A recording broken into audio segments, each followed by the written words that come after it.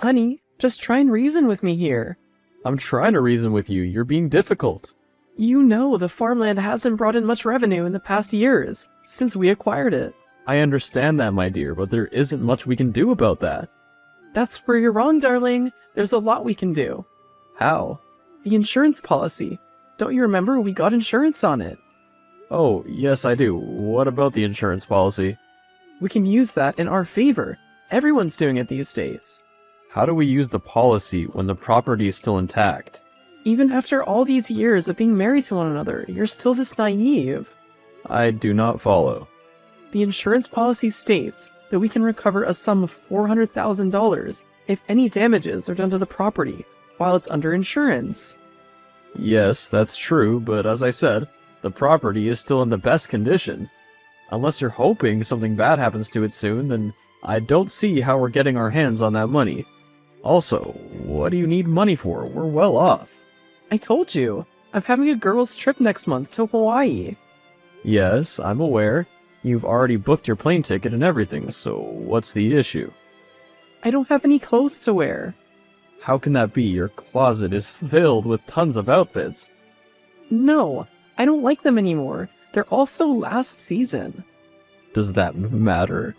You want me walking around with clothes from last season? I'm still failing to see the issue with that. You know what? Never mind. You're too old-fashioned. Baby, you have a closet filled with clothes, and good clothes too. That will have to make do for now. That wouldn't be the case if we got this insurance money. Even if we did, wouldn't it be better to use it for more important things like expanding our farm, or buying real estate, or our future children's college fund? You worry too much about the future. The future will take care of itself. It always does. Ugh. Whatever you say, honey. I have to go now. Duty calls. We're in the middle of an important conversation. We'll finish it another time.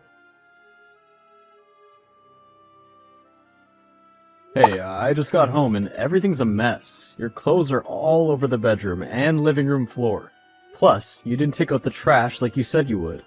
I know, but I was running late for my nail appointment, so I had to dash out of there. You can clean it up, right? Fine, I will. What time will you be coming back home? Not tonight. You can go to bed. I'll be staying over at Tracy's. Tracy? You know I've told you that her company isn't good for you. You gotta let that go. It just happened once again, and it would never happen again. You ended up in a prison cell. I had to come and bail you out at 2 a.m. You're being controlling again. I care about you. If you really did, you'd allow me to make my own decisions. Tracy's here. Gotta go. Stay safe. Hey, sweetie. You want something. What do you want? Why would you assume that? Because you only use pet names when you want something. That's not true. I'm just checking in on my husband at the office. Oh, is that the case? I'm fine, and you? Absolutely splendid. So, I had an idea concerning what we spoke about yesterday. You're gonna stop hanging out with Tracy? No, of course not. I'm talking about the insurance policy on the farmland. I knew you wanted something. Just listen to me. I'm listening. I know the policy states that the damage has to be done by either natural disaster or another party who is not a party to the contract. But what if we stage it? Stage it? Like we destroy the property ourselves? Exactly. You aren't as slow as I thought. No. What? I said no. I will not commit fraud. If you love me, you'll do it. My love for you is never in question, but I can't commit fraud. Do you know the punishment for such an offense? That's only if you're caught, and we will not get caught. I'm sorry, Samantha. I can't sacrifice my integrity for this. So you enjoy being poor? We're not poor, for crying out loud, Samantha. What's the difference? You know what? I knew you'd be like this, wanting to act like a noble citizen.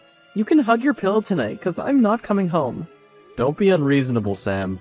In fact, I'm not coming home until you change your mind. What? Where are you gonna stay? At Tracy's. Samantha, you should come home. Baby. Samantha, don't ignore my text. Sam. I see you still haven't changed your mind. You're asking me to commit fraud with you, for which we could really end up behind bars. What happened to the Josh that was ready to die for me? Or were those just words?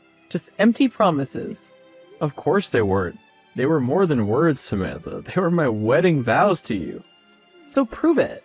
Now's your chance to prove it. If you want me to believe you, then you would have agreed to this plan by now. Samantha, I want you to understand the consequences of this action. I do understand, but you don't seem to. What do you mean by that? If you don't agree to this within the next few days, then I don't think I can be with you anymore. You're giving me an ultimatum? If I don't, then I'd never be able to get the items before the trip. This month is almost over. You're willing to break up with me over a few grand. That isn't important. You have until the end of the week, so think carefully about the choice you're gonna make. And if I still don't agree by the end of the week? Then you'll hear from my lawyer. You can't possibly be serious. Wait until the end of the week, and you'll find out how serious I am. Hey, baby. We're having none of that. Have you made up your mind? No, I can't, because I can't choose between either. Why is this so difficult for you? We can just stage a fire and exit the scene without getting caught. It's really that simple. Because it goes against my morals. There's that word again. Poor people and morals. Where have your morals ever gotten you? How much money do these morals earn you every month? Everything isn't about money. Look around. Everything's about money.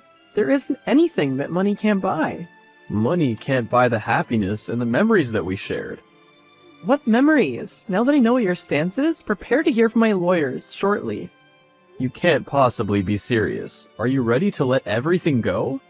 From where I'm standing, there isn't anything I'm letting go of. Rather, I'm gaining something. It's nothing personal. Think of it like a business transaction. The divorcee papers just arrived in the mail. Then you know what to do. Sign them. Can we meet up and talk? There's no need for that. The papers are right in front of you. I won't sign it. You're only preventing the inevitable. I'll wait. You'll have to come over eventually to get your stuff. What clothes? I told you I'd never wear clothes from last season. This is ridiculous. What's ridiculous is that you're refusing to sign the divorce papers. I love you. Love isn't enough to maintain a woman like me. So that's it? You want to divorce me? I tried my best to provide for you. And it wasn't enough. What about that do you not understand? Just let me know this one thing. Was there ever a time you loved me back? Never. So please, free me from this loveless marriage. What's going on here? Whatever do you mean? Don't be coy with me. You know exactly what I'm talking about. Quite the contrary, seeing as we haven't spoken since the divorce. I'm just coming back from the insurance company. And you're telling me why? Apparently, I can't access the insurance amount. What a shame. You think you've won, right? Don't be so smug yet. I don't know what you mean, but I expect that I'll hear from your lawyer soon, as that's what you're so good at. I will never let go of that money. Not in this world or the next. See you in court. Come prepared. I am highly disappointed. I never knew you were this cunning. No one ever suspects the pure ones. I don't know what you're talking about. Stop playing the dumb card. You know what you did. From what I recall, I haven't done anything yet. So what was that stunt your lawyer pulled in the courtroom? It's not my fault that your lawyer's incompetent. You knew, didn't you? That you would lose the title to the farmland once you divorced me? Yes. I happened to find out the day you sent over the divorce papers. And you didn't bother to bring it up? Now, why would I do that? You're not the Josh I know. You've changed. I haven't changed. I'm merely giving you a taste of your own cake. And I'm just getting started. Don't you think I will ever give up this easily? I wouldn't dream of that. Josh, have you left yet? Can we meet and talk? I'm busy, so I doubt I can make time for that today. How about tomorrow? Tomorrow is when the judgment concerning our suit will be delivered, so there isn't any time either.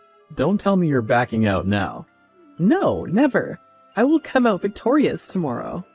Good. Your inflated ego will make my victory taste even better. You sound awfully confident. I don't see why I shouldn't.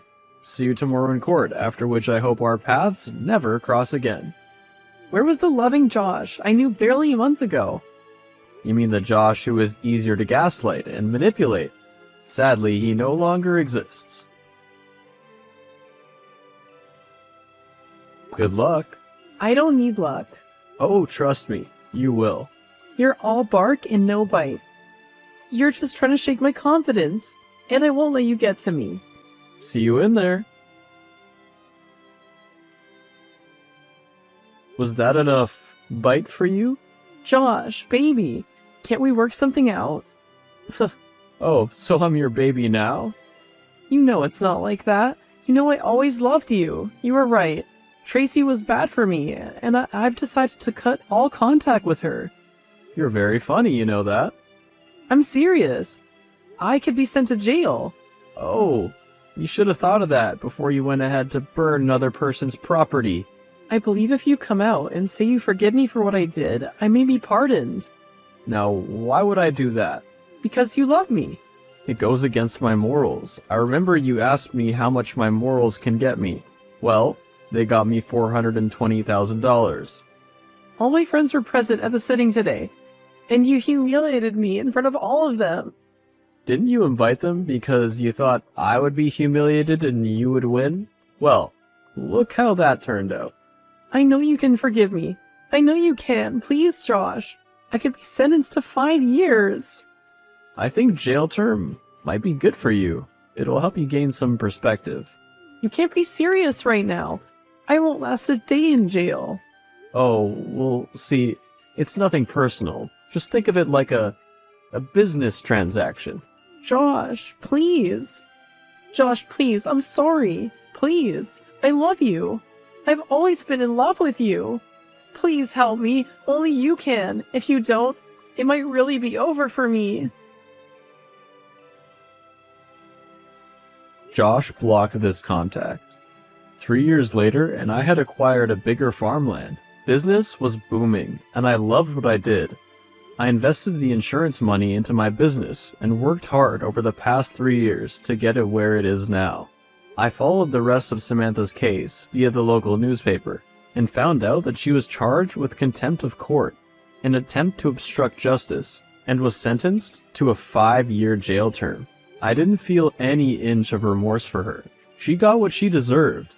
That day in the courtroom, she had invited all her friends to come watch her victory, but she ended up being humiliated. They all cut off ties with her from that day on, leaving for the trip without her. She had tried to claim the insurance money, but the property was bought under the name Mr. and Mrs. Andrews, and seeing as we were divorced, she was no longer Mrs. Andrew, and couldn't seek to recover the money. Aside from that, I had presented the CCTV footage to attest to the fact that she was the one who burnt the farmland, and that was what wrapped the case up. I know she's still behind bars currently, and can only hope she gets reformed while she's there. Because with a criminal record on your profile, it would be hard doing anything in this country.